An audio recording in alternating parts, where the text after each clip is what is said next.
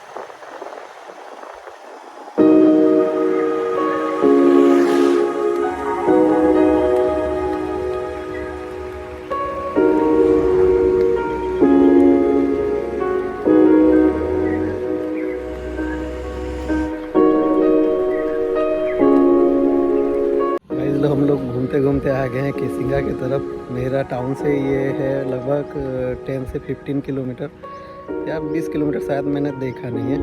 और यहाँ तो भाई केसिंगा के साथ मेरा बहुत पुराना रिलेशन है गाइस। वो चीज़ आपको मैं बाद में कभी बताऊँगा, नेक्स्ट ब्लॉग या फिर हाँ नेक्स्ट ब्लॉग में हो सकता है केसिंगा भी एक्सप्लोर कर सकते हैं हम। मैं टिटलागढ़ से निकला था, अभी केसिंगा पहुंच चुका हूँ और नज़ारे तो देखे होंगे गाइस आप सब लोग।